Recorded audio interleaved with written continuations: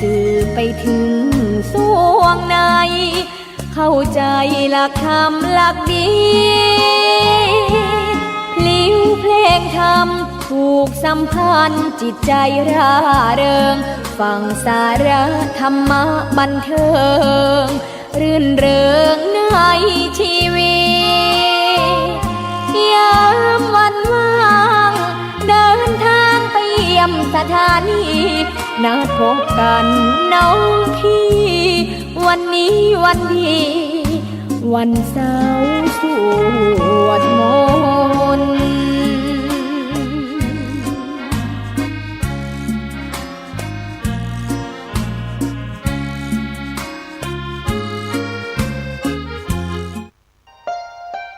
ท่านกำลังรับฟังสถานีวิทยุสาธารณะจังหวัดเชียงใหม่คลื่นพัฒนาคุณภาพชีวิต FM 92.25 เมกะเฮิรตซ์บริหารและจัดการโดยวัดป่าแดงมหาวิหารส่งกระจายเสียงจากเลขที่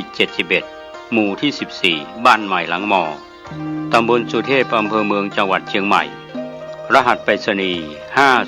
50200หมายเลขโทรศัพท์0818815690 0520000636-7ศาลเพื่อการประชาสัมพันธ์โครงการปรับภูมิทัศน์และพัฒนาปรับพื้นที่รอบอุโบสถวัดป่าแดงมหาวิหารมติคณะกรรมการบริหารวัดป่าแดงมหาวิหารครั้งที่ 4/2567 ได้เห็นชอบและอนุมัติให้ดำเนินโครงการใช้เงินบริจาคและเงินสะสมของวัดเพื่อพัฒนาปรับพื้นที่ของวัดป่าแดงมหาวิหารจึงขอเชิญชวนผู้มีจิตศรัทธาร่วมพัฒนาเพื่อถวายเป็นพระราชกุศลถวายพระเจ้าสามฝั่งแกนและพระเทวีพระเจ้าติโลกราชพระเมืองแก้วและอดีตเจ้าอาวาสวัดป่าแดงมหาวิหารมีพระญาณคัมภีร์พระมหาสวามีโพธินันทะครูบาเจ้าศรีวิชัยพระอธิการอิ่นแก้วอรินทโรครูบาอ่องขอเชิญชวนผู้มีจิตศรัทธามีเจตนาร่วมในข่าวครั้งนี้โอนเงินผ่านธนาคารกรุงไทยสาขาสุเทพชื่อบัญชีวัดป่าแดงมหาวิหารเลขที่บัญชี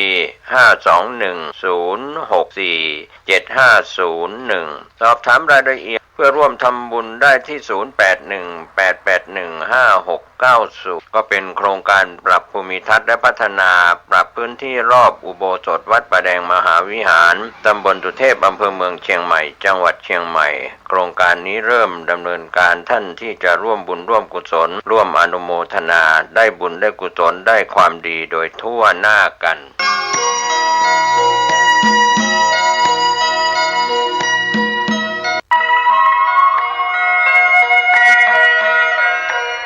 เชิญพี่น้องชาวพุทธร่วมเป็นเจ้าภาพสร้างห้องสุขาห้องอาบน้ำเพื่ออำนวยความสะดวกแก่คณะศรัทธาสาธุชนที่จะเข้าปฏิบัติธรรมกรรมฐานณวัดบ้านเราพระเจ้าตาเขียวพื้นที่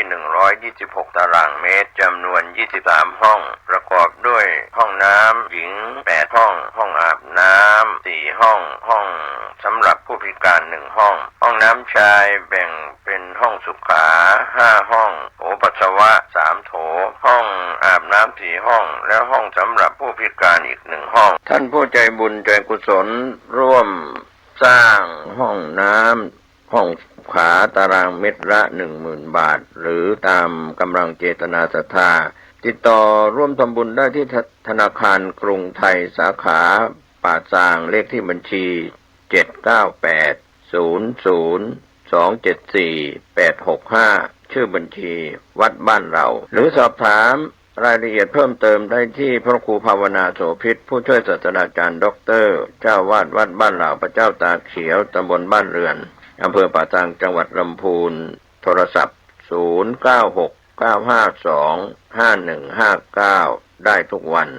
ขออนุโมทนากับเจ้าภาพทางไกลทางไกลและที่ร่วมทำบุญทั้งภาคปกติและออนไลน์ได้บุญได้กุศลได้ร่วมอนุโมทนาโดยทั่วหน้ากัน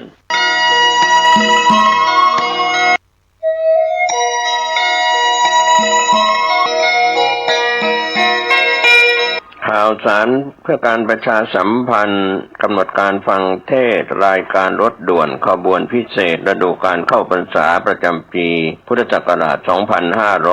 2568 จัดโดยคณะสงฆ์จังหวัดเชียงใหม่สภานักธรรมจังหวัดเชียงใหม่พุทธสมาคมจังหวัดเชียงใหม่ยุวพุทธิกสมาคมจังหวัดเชียงใหม่สภาวัฒนธรรมอำเภอเมืองเชียงใหม่มูลนิธิพุทธสมาคมชมรมอนุรักษ์วัฒนธรรมประเพณีท้องถิ่นจังหวัดเชียงใหม่ชมรมลูกเสือชาวบ้านจังหวัดเชียงใหม่ทสปชอำเภอเมืองเชียงใหม่ดำเนินงานโดยคณะกรรมการบริหารกลุ่มหนุ่มสาวจังหวัดเชียงใหม่มีคุณศักรพีสุภาประธานกลุ่มหนุ่มสาวจังหวัดเชียงใหม่กำหนดการดังนี้ศุกร์ที่18 กรกฎาคมแรม 8 ค่ำเดือน 10 เหนือไปยังวัดโชติกุลสุวรรณารามตำบลช้างเผือกอำเภอเมืองเชียงใหม่ 19 นาฬิกาฟังพระธรรมเทศนา1 กันศุกร์ที่ 25 กรกฎาคมแรม 15 ค่ำเดือน 10 เหนือรถด่วนสัญจรไปยังวัดโสภณารามตำบลดอนแก้วอำเภอแม่ริมจังหวัดเชียงใหม่กิจกรรมวันเฉลิมพระชนมพรรษาพระบาทสมเด็จพระเจ้าอยู่หัวเวลา 19 นาฬิกาฟังพระธรรมเทศนา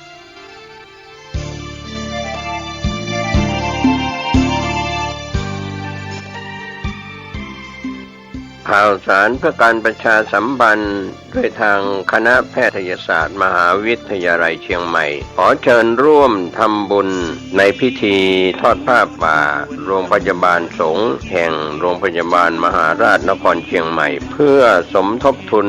นิธิสงฆ์อาพาธเป็นค่ารักษาพยาบาลค่ายาค่าเวชภัณฑ์ค่าภัตตาหารค่าจัดซื้อครุภัณฑ์ทางการแพทย์รวมทั้งค่าพาหนะและค่าอื่นๆถวายแด่พระภิกษุสงฆ์สามเณรอาพาธที่มารับการรักษาพยาบาลจัดงานทำบุญทอดผ้าป่า31 กรกฎาคมถึง 1 สิงหาคมพุทธศักราช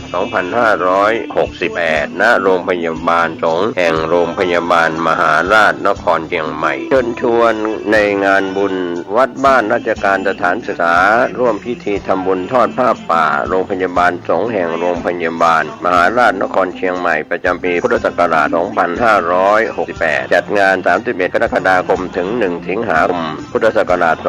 2568 ร่วมเป็นเจ้าภาพทำบุญทุนนิธิสงฆ์อาพาธได้บุญได้กุศลได้ความดีโดยทั่วหน้ากัน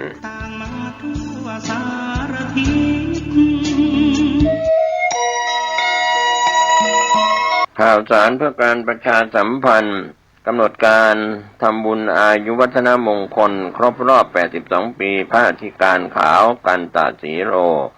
เจ้าอาวาสวัดโป่งน้อยตำบลสุเทพอำเภอเมืองเชียงใหม่จังหวัดเชียงใหม่จัดงานวันเสาร์ที่ 26 กรกฎาคมพุทธศักราช 2568 ช่วงเช้า 9 นาฬิกา 39 นาทีวันเสาร์ที่ 26 กรกฎาคม 2568 ก็เป็นข่าวฝากจากพระอธิการขาวกันตศรีโรเจ้าอาวาสวัดโป่งน้อยและคณะศรัทธาวัดโป่งน้อยทุกหลังคาเรือนได้กราบราธนาพระสงฆ์เจริญพุทธมนต์สืบชะตาถวายทายธรรมถวายภัตตาหารเพลก็เป็นส่วนที่คณะสงฆ์คณะศิษย์คณะศรัทธาของวัดโป่งน้อยพร้อมใจกัน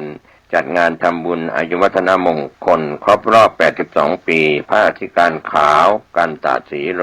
เจ้าอาวาสวัดโป่งน้อยตำบลสุเทพอำเภอเมืองเชียงใหม่จังหวัดเชียงใหม่เสาร์ที่ 26 กรกฎาคมพุทธศักราช 2568 คณะสงฆ์คณะศิษยานุศิษย์คณะศรัทธาผู้มีความเคารพนับถือร่วมงานนี้ได้บุญได้กุศลและรับเป็นเจ้าภาพทายทานโรงทานได้บุญได้ความดีโดยทั่วหน้ากัน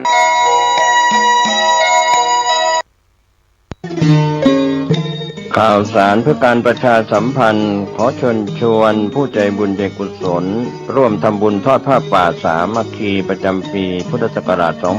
2568 เพื่อบูรณะวิหารปูพื้นกระเบื้องไวนิลตารางเมตรละ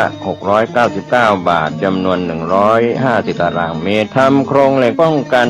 นกรอบวิหารราดพื้นเททรายล้างหน้าวิหารราวบันไดเหล็กสแตนเลสทาสี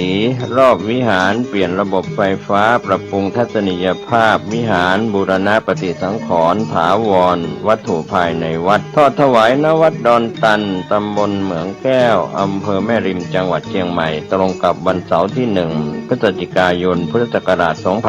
2568ช่วงเช้า 9:39 นาทีเป็นต้นไปก็ขอเชิญชวนศรัทธานักศีลนักบุญทั้งหลายร่วมงานบุญทอดผ้าป่าสามัคคีครั้งนี้เพื่อบูรณะวิหารปูพื้นกระเบื้องไวนิลรวมไปถึงทำโครงเหล็กป้องกันนกรอบวิหารราดพื้นเททรายร้างหน้าวิหารราวบันไดเหล็กสแตนเลสทาสีรอบวิหารเปลี่ยนระบบไฟฟ้าปรับปรุงทัศนียภาพวิหารบูรณะปฏิสังขรณ์ถาวรวัตถุภายในวัดดอนตันตำบลเหมืองแก้วอำเภอแม่ริมจังหวัดเชียงใหม่เสาร์ที่1พฤศจิกายน2568นี้เชิญท่านร่วมงานร่วมบุญร่วมบริจาคได้บุญได้กุศลโดยทั่วหน้ากัน